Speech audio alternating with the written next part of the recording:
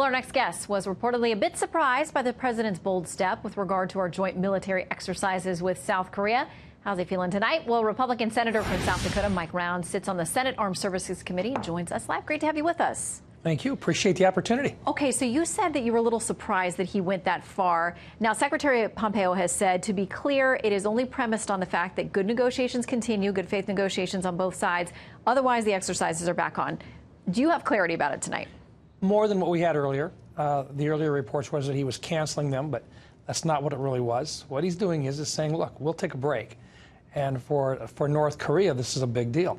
For us, we do this on a regular basis. It's our practice invasion of North Korea. And we do that with South Korea. And we participate with Japan as well. And so, yeah, for North Korea, this was something that they were looking at. But you got to remember, number one, these can be reinstated very quickly. It's just like when there were some problems in developing the summit to begin with, the president could step back and immediately say, the deal's off, we're not going to have the summit. And then once there was additional negotiation, we could put the deal back on and have it on the same date. The same thing can occur here. So let's first of all give the president the opportunity to succeed. Everything starts with a first step. This was a first step, but it was a very good first step. Let's allow the president some leeway. Let's give him the opportunity to try to negotiate something besides going to war. Okay, so I want to play a little bit of what one of your colleagues across the aisle, the top Senate Democrat, Chuck Schumer, had to say about where we are now. Our adversaries, Russia and China, have gained, while our allies like South Korea and Japan have lost footing and some degree of faith in America's reliability. We know that Secretary Pompeo has already talked with counterparts in South Korea and Japan. He heads on to China now. Do you agree with Mr. Schumer's assessment? I respectfully disagree with his assessment. Number one, China clearly had a role to play here. They participated. But South Korea wants this to happen.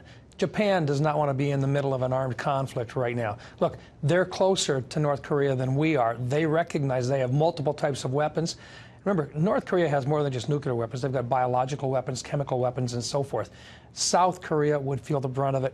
Japan is in the targets as well.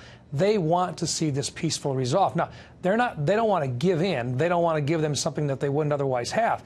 But allow this president the opportunity to take more than just one step. Allow him a chance to find a way to get out of a mess that's been created over the last couple of decades.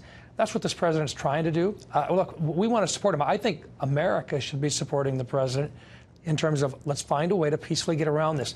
America doesn't just go out and look for wars. We try our best to resolve them, but sometimes by having a very, very strong offense and a very strong defense, you can sometimes convince some of your adversaries that it's better to find a peaceful solution than to continue to poke us.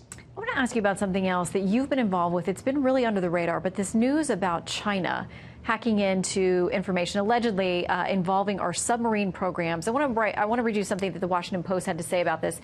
Their report on it says this: Chinese government hackers have compromised the computers of a Navy contractor, stealing massive amounts of highly sensitive data related to undersea warfare, including secret plans to develop a supersonic anti-ship missile for use on U.S. submarines by 2020. That's according to American officials. You now asked the Navy to explain what has happened. Are you getting a briefing? What's the next step?